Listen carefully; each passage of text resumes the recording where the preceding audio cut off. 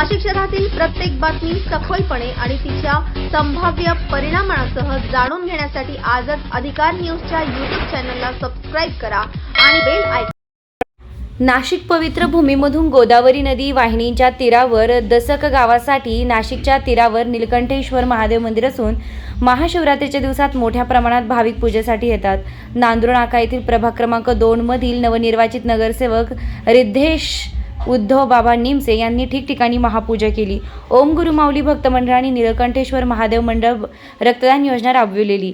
तसेच भाविकांसाठी महाप्रसादाचं आयोजन केलं. तसेच प्रभाग क्रमांक 17 नगरसेविका सौ प्रमिलाताई कैलास मैन, नगरसेविका मंगलाताई प्रकाश आढाव यांनी महापूजा केली. परिसरातील नागरिकांसाठी विशेष कार्य व सेवाभावी उपक्रम राबविण्यात येणार. या ठिकाणी परमपूज्य माधवगिरी महाराज, परमपूज्य संतोषगिरी महाराज, परमपूज्य जयरामगिरी महाराज, देवबाबा महाराज, नाशिक शहरातील असंख्य भाविक उपस्थित होते. वृत्तसंकलन अधिकार न्यूज, संचालक संपादक प्रवीण नेटावणे, नाशिक रोड, नाशिक.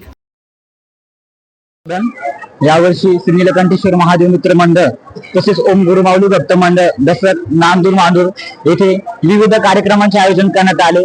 तसेच येथे उपस्थित सर्व नीलकंठेश्वर महादेव युवक मित्र मंडळ तसेच ओम गुरु माऊली भक्त मंडळ तसेच दसक मानूर या पंचक्रोशीतील सर्व शिवभक्तांनी येथे विविध धार्मिक कार्यक्रमांचे आयोजन केले. याच्यामध्ये रक्तदान शिबिर म्हणा किंवा पालखी महोत्सव म्हणा किंवा राष्ट्रसंत सद्गुरू जनार्दन स्वामी यांचा दरवर्षी होणाऱ्या पालखी महोत्सव म्हणा याला प्रचंड असे बहुसंख्येने भाविक उपस्थित असतात.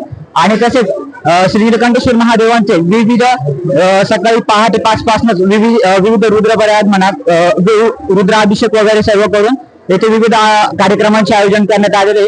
तरी येथे सर्व मंडळाने सपोर्ट केला. आज सगळ्यांना सगळ्यात पहिले तर महाशिवरात्रीच्या खूप खूप शुभेच्छा. आलेल्या सगळे जेवढे पण आपले शिवभक्त आहे त्यांना सगळ्यांना मी शुभेच्छा देतो. फार मोठा दिवस आहे आज. तुम्ही एक धार्मिक स्थितीने आपल्यामध्ये पॉझिटिव्हिटी निर्माण करत आहे. आणि मंदिरात आल्यानंतर आपण सगळे बघतोय की मंदिर हे एक पवित्र स्थान आहे. इथे जेवढे पण लोक येतात एक मंदिरात आल्यानंतर गेट टुगेदर जे आपल्यामध्ये होत नव्हतं ते स्थानिक लोकांमध्ये कमी झालं होतं. आपल्या पर्सनल लाईफ मध्ये किंवा कामासंदर्भात अटकल्यामुळे आता सगळेजण एकत्र झालेले आहे. त्याच्याने धार्मिक हे खूप चांगल्यापणे वाढलेलं आहे. लोकांमध्ये पॉझिटिव्हिटी येते. याच्याने क्राईम पण कमी होतं आणि आपल्यासाठी हे खूप चांगलं पण आहे की सगळेजण एकत्र मिळून या सगळ्या कार्यक्रमासाठी उपस्थित राहतात.